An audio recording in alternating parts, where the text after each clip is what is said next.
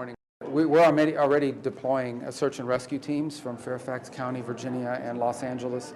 There'll be some others we'll add. That's their most immediate need right now is search and rescue efforts. They have a bunch of collapsed buildings, and so they'll need a lot of help in terms of digging through that.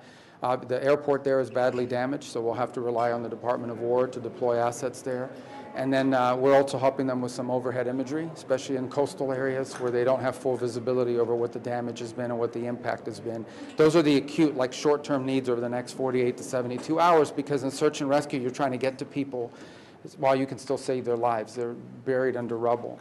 The second phase, of course, will be identifying their more longer-term and acute needs. What are the things over the long term they're going to need help with? We'll have a better assessment of that after the next 48 hours when we're on the ground and as the Venezuelan authorities get more visibility as to the level of damage in terms of housing. Where do you put all these people that don't have anywhere to go live? What we can do to help restore or help them restore their communications, their internet, their telecom, and so forth.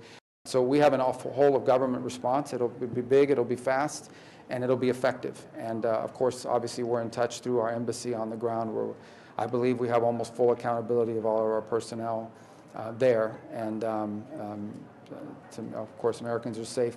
The last point is we've also, we know there are American citizens that are inside of Venezuela now, so we've also gone through the normal processes that we set up for them to be able to communicate with us in case they need assistance or help. The most immediate need, the one they need right now is search and rescue. That's the one they need immediately, because you got to get people out of that rubble within 48 hours or they won't survive. And so that's the first thing we're going to respond to. In the process of that response, we'll begin to assess what else they need. It is my guess, based on what I know about these sorts of things, that they're going to need a place. How do you house all of these people in the short term? So we'll have a better understanding of that. It's not even 12 hours yet. Right. So we don't have a number on it yet, but I know the President's made a full commitment to being supportive of Venezuela. So right now we're just going to focus on the human aspect of this. There are human beings that have been harmed, that have been hurt, some have been killed, some have been severely injured, and some are still trapped in rubble. We're going to focus on that.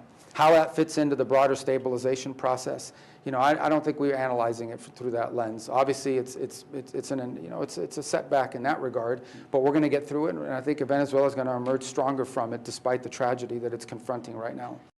Okay? All right, guys. Thank you. Thank you.